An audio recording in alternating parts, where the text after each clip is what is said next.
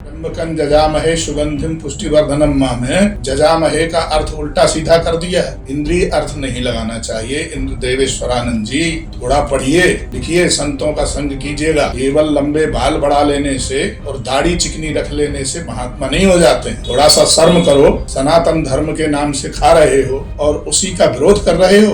आपने कहा कि त्र्यंबकेश्वर शिवलिंग को नहीं जानते हैं, कोई बात नहीं। आप जैसे मूर्ख कैसे जान पाएंगे? नहीं जान सकते हैं क्योंकि द्वादश ज्योतिर्लिंग का महात्म्य आपने पढ़ा ही नहीं होगा। आप तो स्वयं शिव पुराण की कथा कहते हो, तो त्र्यंबकेश्वर का उसमें महात्म्य नहीं आता है। आपके माथे पर कभी मैं ऐसा ऊर्ध्वपुंड देखता हूँ, कभी आपके माथे पर ऐसे देखता हूँ। आपका तो स्वयं ये पता नहीं चलता है कि आप किस गुरु के शिष्य हो। आपका तो ये पता नहीं चलता है। बताइए, जिसकी बात का पता नहीं, जिसके धर्म का पता नहीं, जिसके संप्रदाय का पता नहीं, वो शिव जी के विषय में क्या बोलने का अधिकारी बनता है? उसे कोई अधिकार नहीं। नमोस्तु रामाय। सभी दर्शकों के लिए जय श्री कृष्ण, जय श्री राधे। हमारे श्री उपाध्याय जी यहाँ पधारे हुए हैं। वृंदावन में एक कोई महात्मा है जिनका नाम श्री इंद्र देवेश्वरानंद ऐसा सुना गया है। फूल जलूल बोलते रहते हैं। उन्होंने त्र्यंबकं जजामहे सुगंधिम पुष्टिवर्धनम उर्वारुकमिव वंदनान् मृत्योर्मुक्षीयमामृतात् का अनाप शनाप अर्थ किया है। त्र्यंबकम यजामहे, महे माने मुझे, यजा माने बढ़ाओ, त्र्यंबक माने तीनों लोकों में और तीनों गुणों में और तीनों लिंगों में मुझे तीत कर दो। मैं तीनों लिंग को जीत लूं। मेरा लिंग परेशान ना करे मुझे। आप पढ़े लिखे नहीं है तो किसी विषय को ऐसे मत छेड़िए। स्वामी इंद्र देवेश्वरानंद जी, आपको ये विचार करना चाहिए कि हम क्या बोल रहे हैं। आपने लिंग शब्द का अर्थ बहुत गलत लगाया है। लिंग मानी होता है चिन्ह। जैसे किसी कंपनी का एक लोगो होता है, ऐसे ही भगवान शंकर को जानने के एक लोगो का नाम ही लिंग है। वह चिन्ह है। चिन्ह के द्वारा भगवान को जाना जाता है। जैसे दीपक की ज्योति होती है, ऐसे ज्योति के समान शिवलिंग होता है। शिव की पहचान होती है। लिंग मानी पहचान। भगवान शिव की पहचान का नाम शिवलिंग है। लिंग का अर्थ कोई इंद्रिय नहीं लगाना चाहिए। इंद्रिय अर्थ नहीं लगाना चाहिए। इंद्र देवेश्वरानंद जी थोड़ा पढ़िए लिखिए, संतों का संग कीजिएगा। केवल लंबे बाल बढ़ा लेने से और दाढ़ी चिकनी रख लेने से महात्मा नहीं हो जाते हैं। थोड़ा सा शर्म करो। सनातन धर्म के नाम से खा रहे हो और उसी का विरोध कर रहे हो। आपने कहा त्र्यंबकं जजामहे सुगंधिम पुष्टिवर्धनम में जजामहे का अर्थ उल्टा सीधा कर दिया है। अरे थोड़ा तो सोचो। यजामहे है, हम सब यजन करते हैं, ऐसा अर्थ होता है उसका। यजामहे का अर्थ यजन करने के अर्थ में है। त्र्यंबक मानी तीन नेत्र वाले, अम्बक मानी होता है नेत्र, त्र्यंबक मानी तीन नेत्र वाले का हम यजन करते हैं, जो संपूर्ण जगत को सुगंधि देने वाले हैं, पुष्टि देने वाले हैं। मृत्यु जैसे भय से मुक्त करके अमृत को प्रदान कराते हैं। कैसे? उन्होंने दृष्टांत दिया उर्वारुक में बंधनात्। उर्वा होता है एक तरबूजा, खेतों में उत्पन्न करते हैं हमारे यहाँ जमुना किनारे।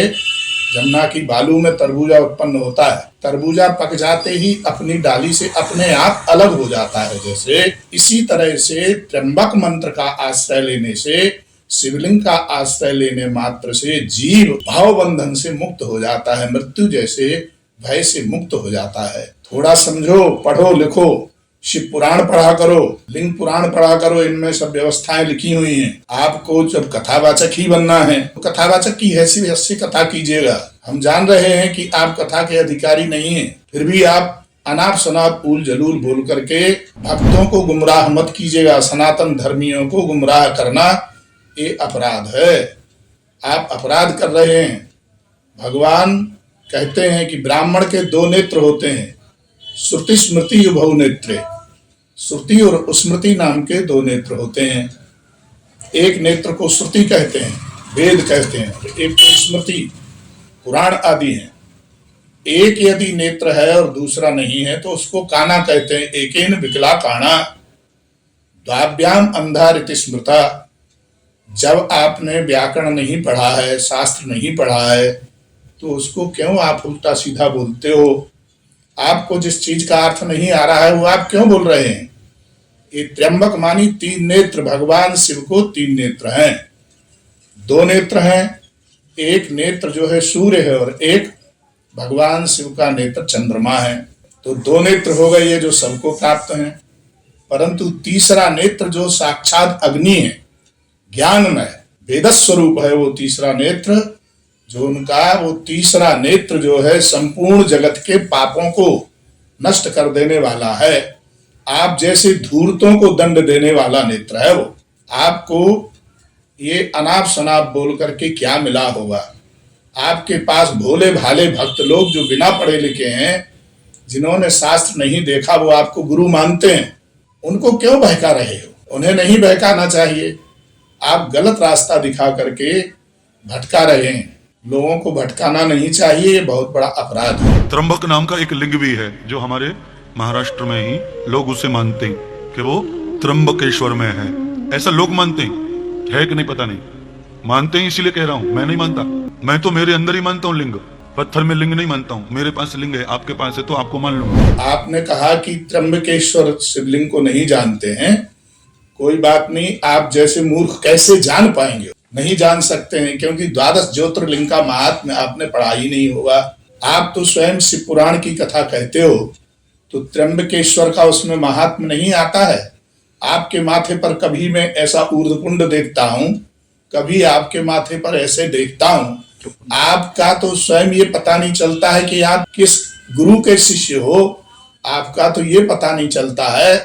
तो बताइए, जिसकी बात का पता नहीं, जिसके धर्म का पता नहीं, जिसके संप्रदाय का पता नहीं, वो शिव जी के विषय में क्या बोलने का अधिकारी बनता है?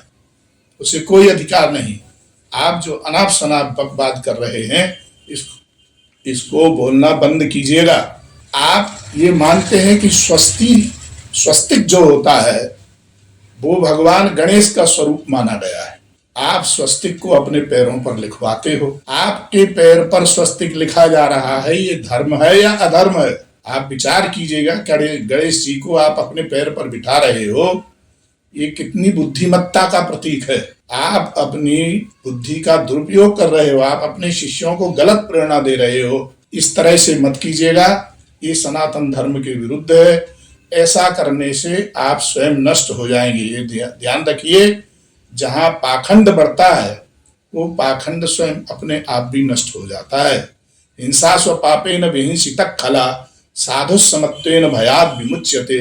हिंसक व्यक्ति, आप जैसी हिंसक वाणी के द्वारा लोगों को भटका रहे हो, तो आप स्वयं अपनी वाणी के द्वारा ही नष्ट हो जाएंगे। ध्यान रखिए, इसलिए आपको संभल करके बोलना चाहिए। हम आपको बहुत कुछ नहीं बोलेंगे इस समय, क्योंकि मैं जान रहा हूं कि आपने अभी कुछ पढ़ा नहीं गुरु परंपरा से। आप परंपरा से किसी विषय का ज्ञान कीजिएगा। यहाँ वृंदावन में बड़े बड़े विद्वान हैं, आप विद्वानों के पास बैठिए, समझिए। ठीक है, आपने बहुत अपना आश्रम खूब बड़ा चढ़ा करके बना लिया होगा, परंतु वेद शास्त्र तो गुरु परंपरा से ही पढ़े जाते हैं। हर महीने तो आपका संप्रदाय बदल जाता है, हर साल आपका जो है गुरु बदल जाता है। आप स्वयं ही दृढ़ नहीं हो। जैसे पतिव्रता स्त्री का एक पति होता है, इसी तरह से हमारे यहाँ गुरु भी एक ही होता है। कभी तो आप जो है वल्लभ कुली में चले जाते हैं, कभी आप रामानंद संप्रदाय में चले जाते हो, कभी तो आप जो है शंकराचार्य की परंपरा में आ जाते हैं। तो हम आपकी बात कैसे माने? जो आप बोल रहे हैं उसको मानना ठीक नहीं है।